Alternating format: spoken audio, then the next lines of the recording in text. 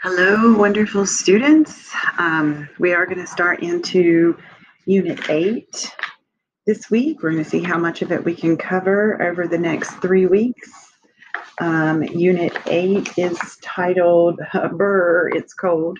It's supposed to cover the years of 1945 to 1989.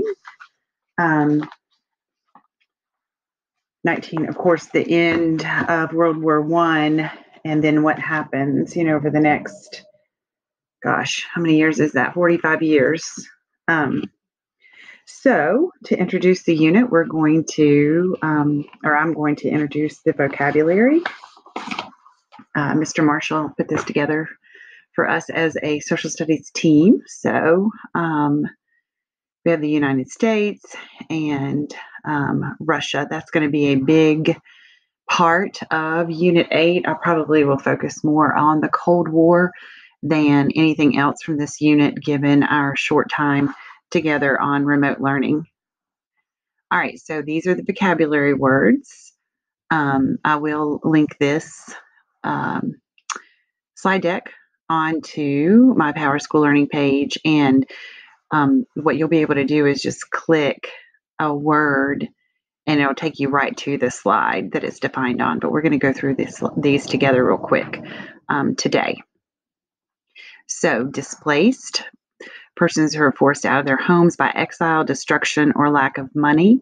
So we just finished reading Behind the Bedroom Wall. So you should understand that the Jewish people were displaced. They were definitely forced out of their homes. They were exiled. Their homes were destroyed, and their wealth was taken away from them by Hitler and his Nazi party. There are other examples of that, of course, in these images, but that's a good way to connect this word was all the Jews who were displaced from Hitler's actions of World War II. There we go, partition. So a separation into two or more things. After World War II, Germany was partitioned or broken up into four sections, and each of the Allied countries was in charge of one of the three sections, and then the fourth section was a communist Germany. So hopefully we'll be able to look into that. All right, a refugee, a person who flees to another place seeking security or shelter. I feel like you guys probably understand this word. We see refugees a lot in our modern day, our world today, leaving different places for different reasons for security and shelter. So Jews would have been refugees. Other people would have also been refugees during this time period. Homeland, one's native land, where someone came from. You saw in the book where they referred to Germany as their fatherland. So homeland, of course, would have been Germany or Poland or any of others of those countries where Jews were forced to leave. The original countries would be their homeland. The United States is my homeland. This is where I'm from. I'm North Carolina. I'm born and raised. So homeland. Decolonization. So way back when in the year, we studied about the colonizing of Africa. And one of the effects of the ending of World War II is that many of the areas of Africa become decolonized. So they become areas that are allowed to be independent. The rule from the mother country ends, and the African people are able to, do their own governments. So decolonization. Negotiations, mutual discussions or agreements. So, when you talk with someone trying to come to an agreement, you are negotiating. When you maybe talk with somebody about a price of something and you go back and forth trying to get, a price that you both agree on, that's negotiating. Maybe you work with your parents and they say, well, if you do these chores, XYZ, then you can have this much time on social media or your video games or reading your books or playing outside. Then you are negotiating with your parents. Infrastructure, big word. We probably won't spend a lot of time on that just because of remote learning this year, but it is a word in our unit. Facilities or systems serving a country, region, or city. It's a big word for things that you totally understand. Um, the roads in our area, those of you who live in rural Hall and all the construction that's going on, that's part of trying to improve that infrastructure. Airports, ports, where ships dock, railways, say that 3 times fast. Energy, our water, utilities, education, the school system, healthcare, and then our social life. Those are all examples of this big word, infrastructure. I often tell you that what a big word is. You've just never heard that word used before. All right, accommodate, to do a kindness or a favor for someone is the way that we're going to use this. So, and he gave us this nice little political cartoon or just cartoon where it takes both sides to build a bridge. We've had to do a lot of accommodating on this remote learning process, doing kindnesses or favors, kind of backing off on some of the ways that we would have taught and some of our expectations in order for all of us to be able to be successful and sane during this process. Cold War, which, as I said, we're probably going to spend most of our weeks on this topic, most of them.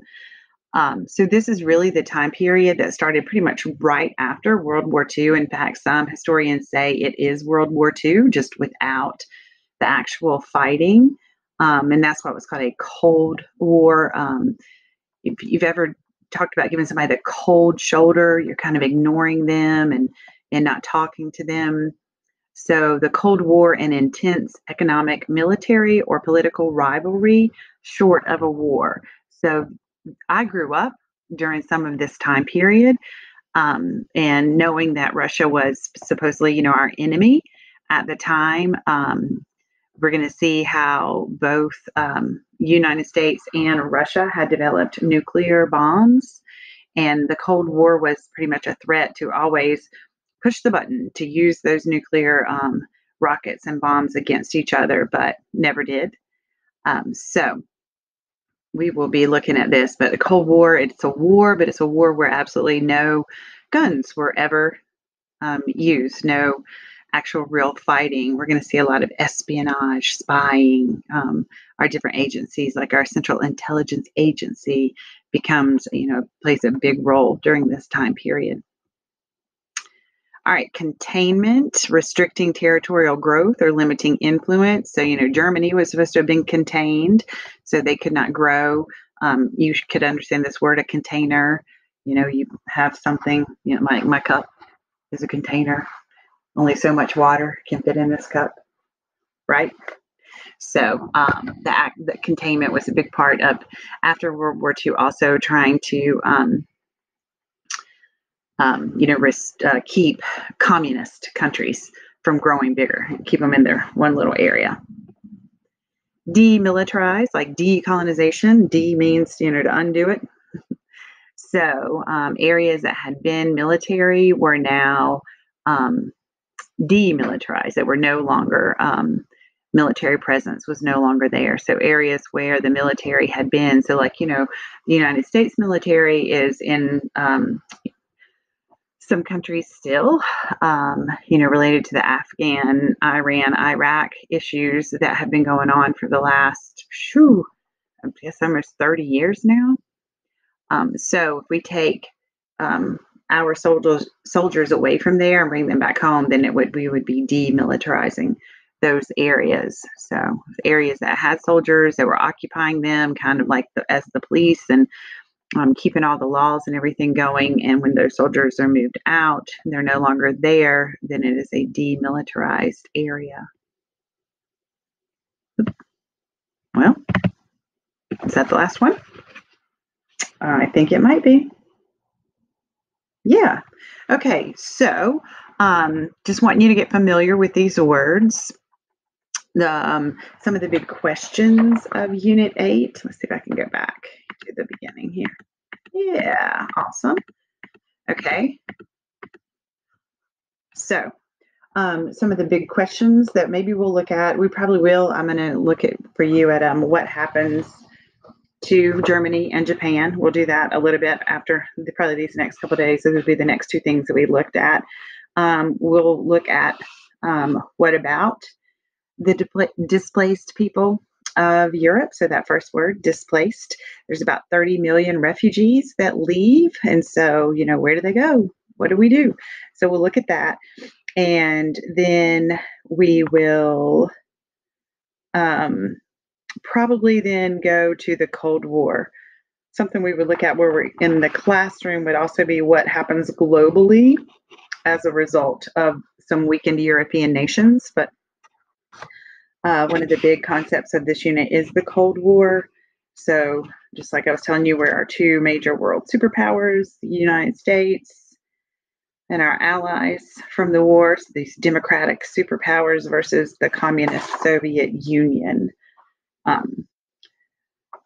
So we will get as much of this done as we can. I really don't have an assignment for you at the end of this, except just to say, how about you just send me any way you want. Okay, so send me this. One of these vocabulary words, what's one that you already are familiar with? Two, what's one that maybe you've heard of it before, but you're not really familiar with it? And three, what's a word on this list that just doesn't really interest you at all? So one, what's a word from this list that you're familiar with, you're very familiar with? You could use it in a sentence, you could talk about it, you could maybe even tell another friend about it. Two, what's a word on the list that maybe you've heard of, but you don't really know it all that well? And three, a word on this list that doesn't interest you at all. All right? So send me your answers either on your Google Slides like you like to do, or in an email, or you can video yourself telling me, however you want to do that. All right.